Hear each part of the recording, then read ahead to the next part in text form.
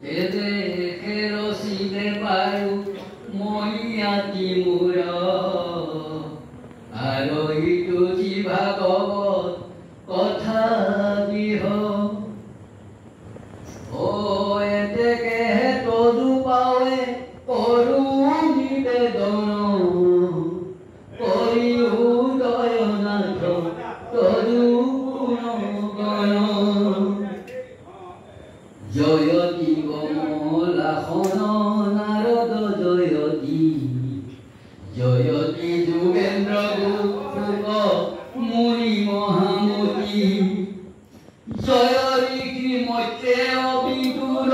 হরিপরা জয়তী নৃপেন্দ্র পরীক্ষিত বংশধরা এসম্বাৰ সংসাৰ শুনিও সবাসদ ভাগৱত কথাইটো মিলাৱে সম্পদ আজি অন্ত চিদামোদৰ মহামন্ত্ৰ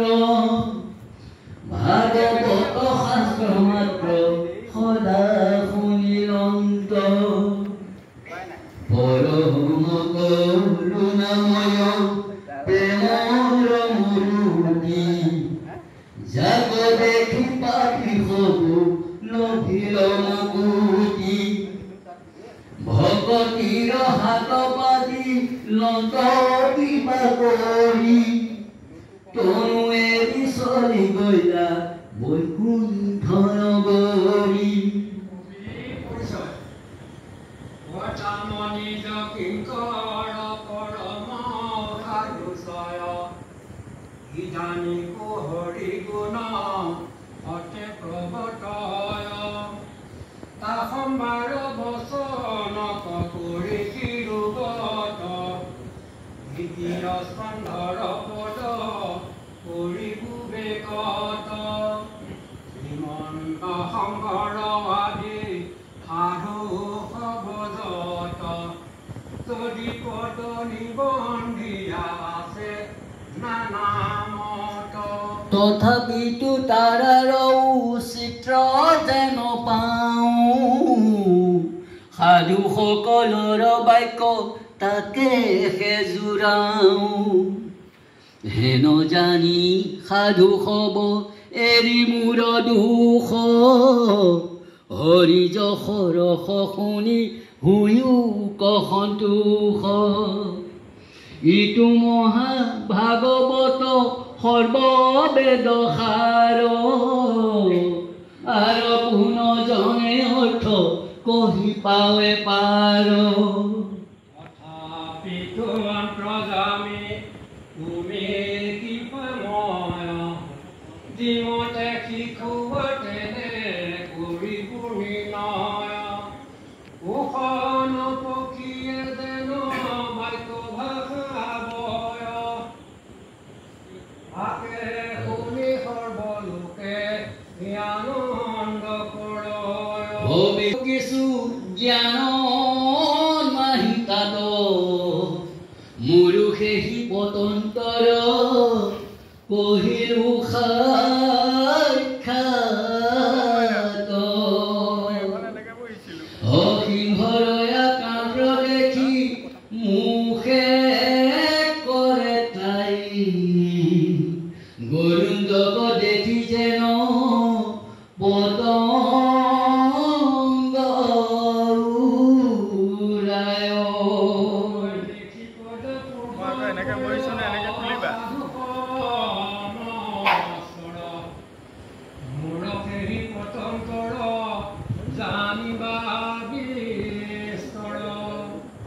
কিন্তু যদি আকাশৰ অন্তক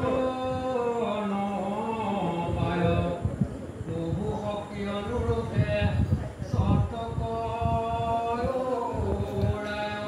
অহিমতে মই নিজ মতি অবগাই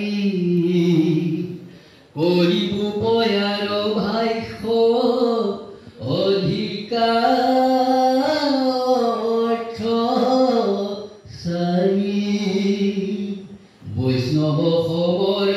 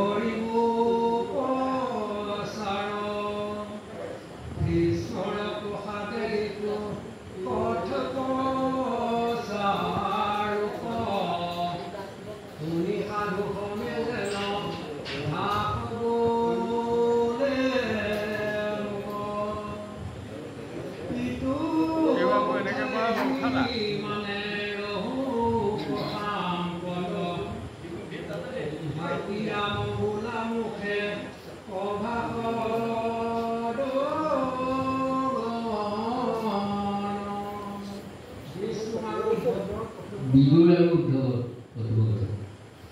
প্ৰথমতে স্কন্ধৰ সমস্তে অৰ্থচয় যেনমতে সৰ্বলোকে সুবোধে বুজয় হিকাৰমে সংক্ষেপিক হিলা মহাশয় শ্ৰীমত শ্ৰীধৰ শ্যামী গুৰু কৃপাময়